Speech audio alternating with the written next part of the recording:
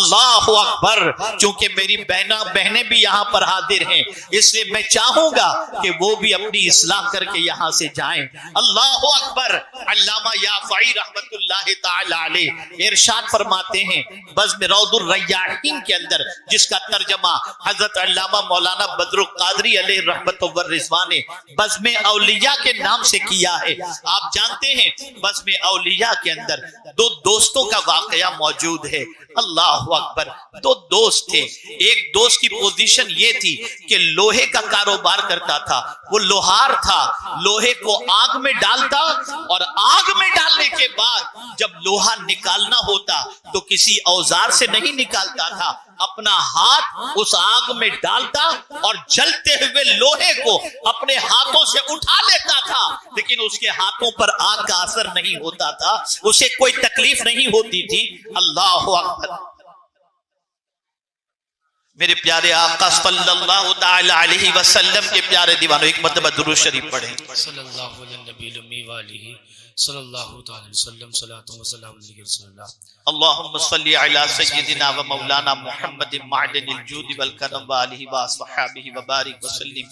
صلاۃ و سلام علیک یا سیدی یا رسول اللہ صلی اللہ تعالی علیہ وسلم. یہ کر رہا تھا کہ اس نوجوان سے اس کے دوست نے جب بہت اصرار کیا کہ مجھے وجہ بتاؤ کہ آگ کا اثر تمہارے ہاتھوں پر کیوں نہیں ہوتا، تو اس نوجوان نے جواب میں کہا جب میں غربت کی چکی میں پیسا جا رہا تھا اس وقت جس لڑکی کی محبت کا چراغ میرے سینے میں روشن ہوا وہ بہت سرمایہ دار باپ کی بیٹی تھی.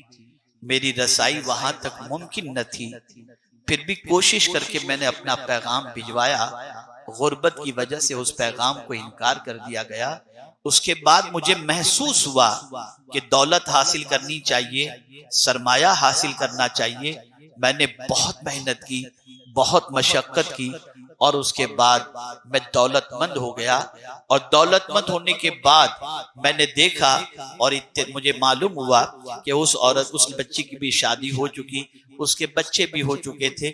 میں نے بھی شادی کر لی اور شادی کے بعد میری بھی زندگی گزر رہی تھی.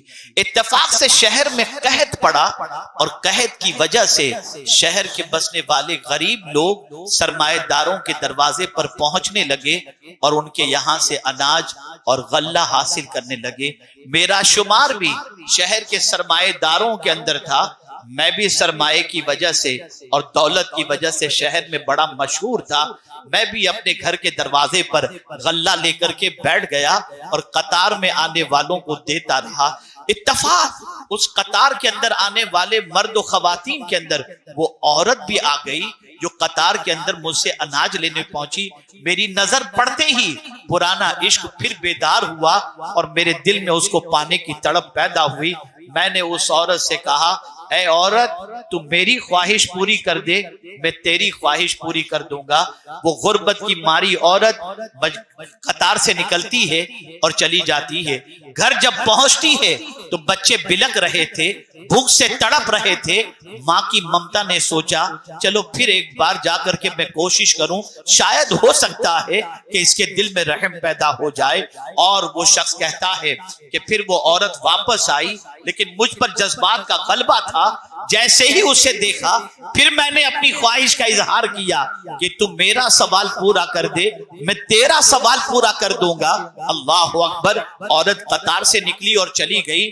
گھر جانے کے بعد بچوں کا بلکنا برداشت نہ ہوا، بچوں کا تڑپنا برداشت نہ ہوا اور اس نے سوچا آج میں جا تو رہی ہوں لیکن اسے اسٹریٹ فارورڈ بالکل بغیر کسی روک ٹوک کے کچھ سنا کر کے ہی آؤں گی، چاہے میرے بچے جیئیں یا مر جائیں. جیسے ہی وہ پہنچی اور اس نے جیسے ہی کہا تو میری خواہش پوری کر دے میں تیری خواہش پوری کر دوں گا. اللہ اکبر. اس خاتون نے جواب میں کہا سن لے میرا ایک ایک بچہ بھوک سے بلک بلک کر جان دے دے یہ تو میں گوارا کر سکتی ہوں، لیکن قیامت میں خدا کے سامنے زنا کا داغ لے کر حاضر ہونا گوارا نہیں کر سکتی۔ یہ کہہ کر وہاں سے وہ نکلتی ہے۔ اللہ اکبر! یہ سننے کے بعد نوجوان کی آنکھوں میں آنسو تھے، اس کا جذبات جو ابھر گئے تھے وہ سرد پڑ گئے، اور اس کے دل میں ایک خیال پیدا ہوا، اللہ اللہ میں کیسا ظالم ہوں، بھوک کی ماری اس بچی کو، بھوک کی ماری اس عورت کو گناہ سے بچنے کا خیال ہے، اور میرے پاس تو پیٹ بھرنے کے لیے بہت سارا کچھ موجود ہونے کے بعد میں گناہ کا خیال کر رہا ہوں۔ اس نے بے ارادہ کیا کہ نہیں نہیں، اب میں اس سے گناہ کے بارے میں نہیں کہوں گا، اپنی خواہش کے بارے میں نہیں کہوں گا، اب اس کے دامن مراد کو بھر دوں گا۔ عورت کو بلاتا ہے اور کہتا ہے، اے خاتون میرا کوئی مطالبہ تجھ سے نہیں ہے، یہ سارا سامان ہے، لے جا تو بھی کھا، اپنے بچوں کو بھی کھلا۔ عورت نے کہا کوئی ڈیمانڈ تو نہیں ہے؟ کہا کوئی ڈیمانڈ نہیں۔ سامان اٹھائی عورت اور قریب سجدے میں چلی گئی اور اللہ سے دعا کرتی ہے، اے اللہ اس نے میرے بچوں کے پیٹ کی آگ بجھانے کا انتظام کیا ہے، تیری بارگاہ میں ایک مظلومہ عورت کی دعا ہے کہ اس کو دنیا کی آگ سے بھی بچا اور جہنم کی آگ سے بھی بچا لے۔ اس نوجوان نے کہا اگر آج آگ میں ہاتھ ڈالنے کے بعد میرے ہاتھوں پر آگ کا اثر نہیں ہوتا تو یہ اسی عورت کی دعاؤں کا نتیجہ ہے جس نے میرے لیے یہ دعا کی تھی۔ تو تاریخ گواہ ہے، ہماری تاریخ اس بات سے بھری پڑی ہے کہ ایسی بہت ساری اللہ کی بندیاں بھی تھی جنہوں نے مجبوری میں بھی دامن پر گناہ کا دھبا لگنے نہیں دیا، اپنے دامن کو پاک رکھا، اپنے دامن کو برائیوں سے بچایا۔ اب آئیے یہ احساس کے حوالے سے گناہ کی بات کرنے کے بعد اب میں آپ کو سمجھاتا ہوا چلوں۔ آئیے ذرا قرآن کی روشنی میں دیکھیں تو صحیح، اپنے بارے میں بھی ذرا غور کرنے کی کوشش تو کریں۔ اللہ اکبر! ہمارا سب کا دامن گناہوں سے آلودہ ہے، لیکن گناہوں سے آلودہ دامن ہونے کے باوجود ہم رب کی بارگاہ میں کیا مانگتے ہیں؟ ہاتھ اٹھاتے ہیں، مولا یہ دے دے، مولا وہ دے دے، مولا یہ کر دے، مولا یہ عطا فرما دے۔ یہی تو کہہ رہے ہیں۔ کتنے لوگ ایسے ہیں جنہیں اپنے گناہوں کے سلسلے میں شرمندگی ہے اور اللہ کی بارگاہ سے مغفرت کی بھیک مانگتے ہوں۔ اللہ نے اپنے محبوب صلی اللہ علیہ وسلم سے کیا مانگنے کے بارے میں فرمایا؟ امت کی تعلیم کے لیے، تاکہ حضور مانگیں تو امت بھی وہی چیز مانگے۔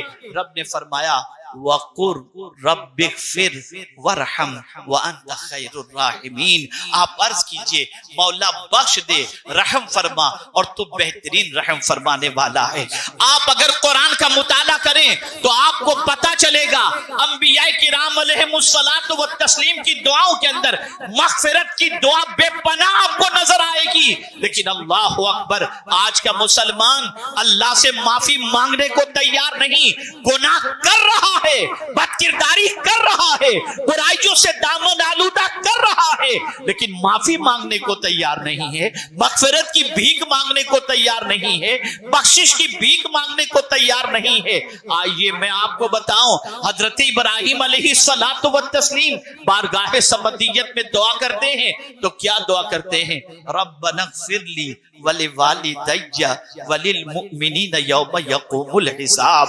آپ اندازہ لگائیں، ایک جلیل القدر پیغمبر اللہ کی بارگاہ میں مغفرت کی دعا کر رہے ہیں۔